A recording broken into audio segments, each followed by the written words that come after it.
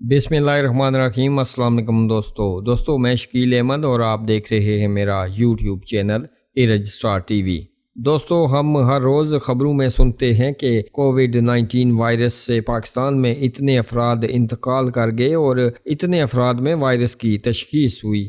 आपने देखा होगा कि पिछले चंद दिनों से मरने वालों और मुस्बत केसेस की शरह में मुसलसल इजाफा देखने में आ रहा है। पड़ोसी मुल्क इंडिया में हालात इंतहाई तशवीशनाक हैं, जहां वायरस से मरने वालों की तादाद रोज़ाना की बुनियाद पर 3000 तक जा पहुंची है और मुस्बत केसेस की शरह 3 लाख से तजावीज़ कर गई है।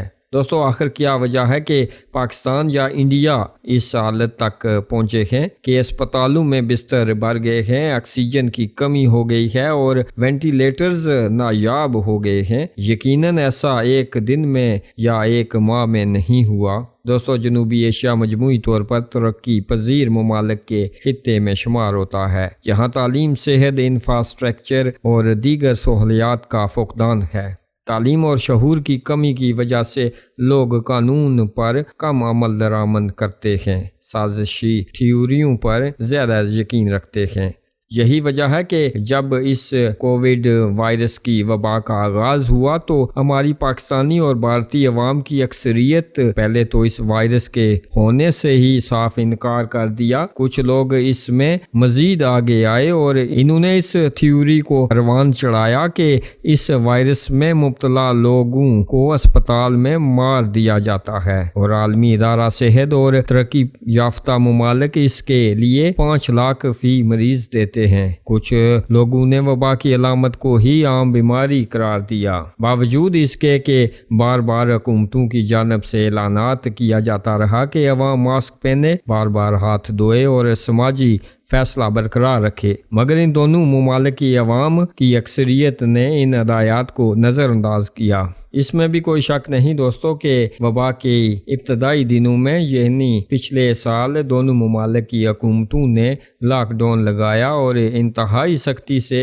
SOPs पर अमल करवाया, जिसकी वजह से वबा का दायरा कार महदूद रहा। वक्त के साथ साथ और कुछ माशी मजबूरियां आड़े हाथों आई और दोनों ममालिक ने लॉकडाउन हटा दिया। दोनों जानब अवाम में SOPs पर अमल के हवाले से ऐलानात तो किए जाते रहे, मगर हुकूमत की जानब से SOPs पर सख्ती से अमल दरामद ख़त्म करवा दिया गया। दोस्तों यही वजह है कि अवाम भी वापस अपने रूटीन सरगर्मियों में मशगूल हो गए और SOPs पर अमल न होने के बराबर रह गया। दोस्तों इस पर नैले पे दैला दोनों ममालिक में समाजी तकरीबात, सियासी सरगर्मियाँ भी अपने मामूल पर आ गई। सफरी पाबंदियाँ न होने के बायस बैरून ममालिक से लोग भी आते रहे, जिनकी स्क्रीनिंग या करंतना का निज़ाम न होने के बायस वायरस की मुख्तलिफ इकसाम भी यहाँ इम्पोर्ट होकर आने लगी और यूं करते करते ये